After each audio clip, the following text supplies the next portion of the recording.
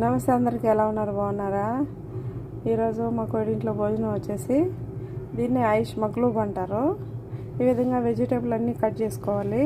Capsicum, ఉల్లిపాయలు, tomato, ఉల్లగడ్డ, carrot, వంకాయ. దీన్ని వచ్చేసి కూసా అంటారు అరబీలో. నేను బ్రోకలీ కూడా వేసాను. ఇవన్నీ రౌండ్ షేప్లో ఈ విధంగా కట్ చేసుకోవాలి. రైస్ అయితే క్లీన్ చేసుకున్నాను, నానబెట్టుకున్నాను. హాఫ్ అన్ అవర్ అయింది. చికెన్ అయితే కట్ చేసి 4 ముక్కలుగా బాగా క్లీన్ చేసి అన్ని మసాలా పొడులు వేసి చెక్క లవంగాలు వేసి ఉడకబెట్టాను. ఉడికిపోయింది. ఎసరు మరిగేసింది. డక్కుస్ రెడీ అయిపోయింది. ఇప్పుడైతే వెస్ట్లో బియ్యం వేసుకొని చికెన్ ఆఫ్ చేసుకొని కూరగాయలు ఫ్రై చేసుకోవాలి. చికెన్ ఎంచుకున్నాను, అయిపోయింది. ఇప్పుడు రైస్ అయితే వేసేసుకోవాలి. చికెన్ ఉడకబెట్టి నీళ్ళు అయితే కొంచెం వేస్తున్నాను. నేను వేసాను కొంచెం ఫ్లేవర్ కోసం. మనం కట్ చేసుకున్న వెజిటేబుల్స్ అయితే ఈ విధంగా ఆయిల్లో ఒక్కొక్కటి వేయించుకోవాలి. రైస్ అయితే ఉడికిపోయింది. మనకి ఈ విధంగా 3% ఉడకనిచ్చి వంచేసుకోవాలి. ఈ విధంగా చికెన్ వెజిటేబుల్ అన్నీ వేయించేసుకోవాలి ఆయిల్లో. అన్నీ వేగిపోయినాయి.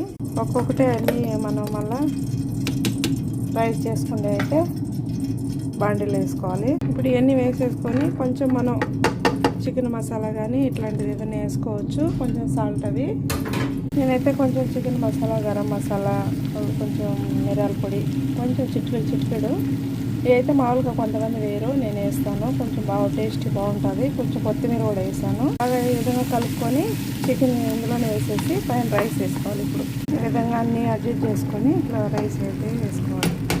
ఇదైతే మనం చికెన్ వెజిటేబుల్ వేయించుకున్న ఆయిల్ ఈ విధంగా అయితే కొంచెం పైన వేసుకోవాలి.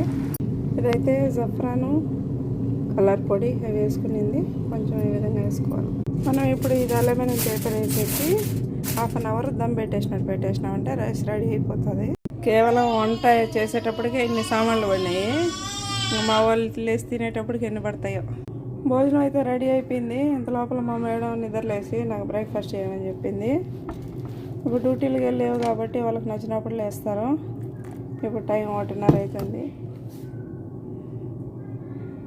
వీడియో నచ్చితే లైక్ చేయండి, షేర్ చేయండి, సబ్స్క్రైబ్ చేసుకోండి. అన్నం వడ్డించేటప్పుడు ఇంకొక వీడియో తీసి పెడతాను. ఇది లెంత్ లేదు. ఓకే అండి, బాయ్.